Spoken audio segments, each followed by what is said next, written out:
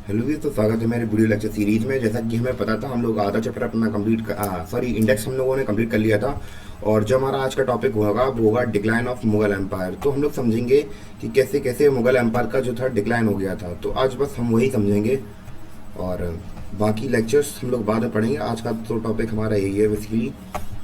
तो हम लोग शुरू करते हैं अपना लेक्चर। तो जो डिक्लाइन था, हम लोग बात करें कि हमने देखा था कि जो मुगल एम्पायर था वो वर्ल्ड के टॉप डोमिनिएंट स्टेटस रखता था। पूरे वर्ल्ड में सबसे बड़ा एम्पायर भी कह सकते हैं। एक समय पे इन्होंने बड़े साम्राज्यों में आता था ये दुनिया भर के।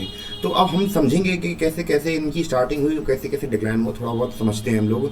तो जैसा यहाँ पे लिखा है, जैसे कि जो मुगल डायनेस्टी थी वो ज़ैनुद्दीन बाबर के थ्रू इस्टेब्लिश करवाई गई थी। हमें पता था कि बाबर वहाँ काबुल वगैरह से आए थे और इंडिया में अटैक कर रहे थे। और उन्होंने देखा कि वो बेसिकली उनका पर्पस था केवल लूट के माल ले जाना और अपने गाँव बंटवाना।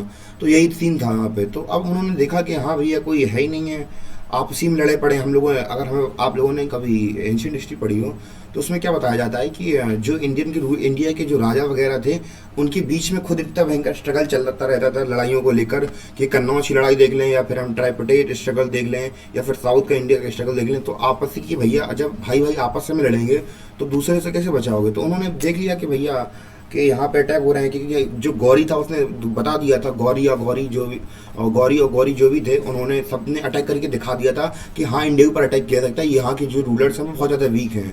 तो वही सब सीन था कि अब मोहम्मद, अब ये लोग, इन लोगों को भी पता चला, मुगल्स को भी पता चला, तो ये लोग क्यों पीछे रहेंगे। तो बाबर थे, वहाँ पे अटैक किया और इन्होंने इंडिया में पानीपत का लड़ाई लड़ा कब 1526 में।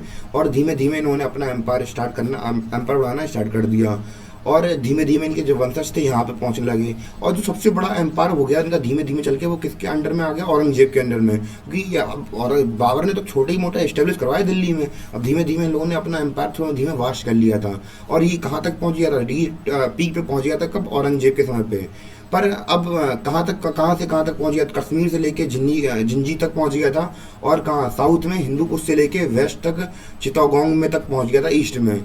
और अब अगर हम लोग बात करें इसकी डिक्लाइन की, तो डिक्लाइन जो था औरंगजेब के समय पे ही स्टार्ट हो गया था। क्योंकि क्या हो गया था, एक तो इनके जो आने वाले सक्सेसर बहुत ज़्यादा ख़राब थे, और ऊपर से इनकी कुछ पॉलिसीज़ ऐसी थी कि बहुत ज़्यादा अच्छी नहीं थी कह सकते हैं। क्योंकि अब आपको पता होगा कि जो औरंगजेब है वो जाना जाता है अपनी कट्टरता की वजह से।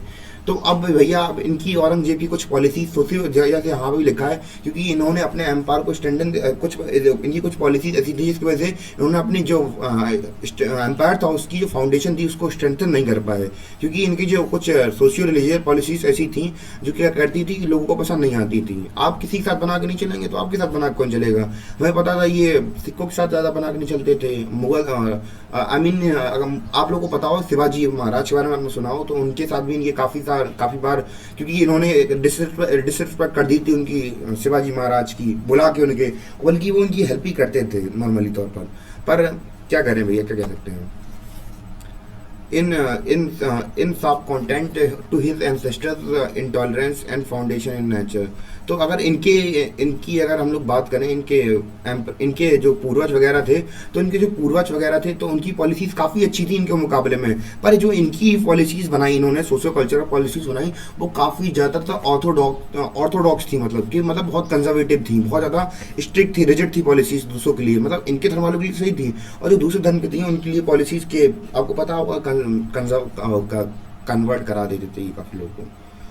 आफ्टर जैसे ही हमारे औरंगजेब खत्म हुए, इनका जो साम्राज्य था वो धीमे धीमे कमजोर होने लगा। इवन की बात करें 150 सालों के अंदर इनका पूरा साम्राज्य खत्म हो गया।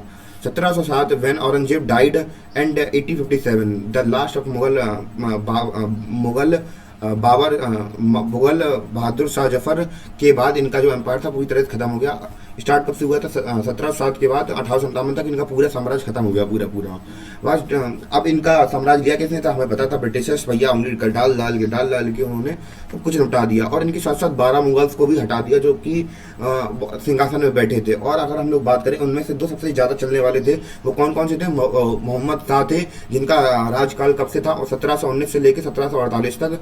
और दूसरे थे शाह आलम, उनका राजकाल था 1759 से लेकर 1806 तक। अगर हम लोग बात किए तो इन लोगों ने भी बहुत सारे अटैक्स देखे थे, जैसे कि किसके द्वारा अटैक हुआ था।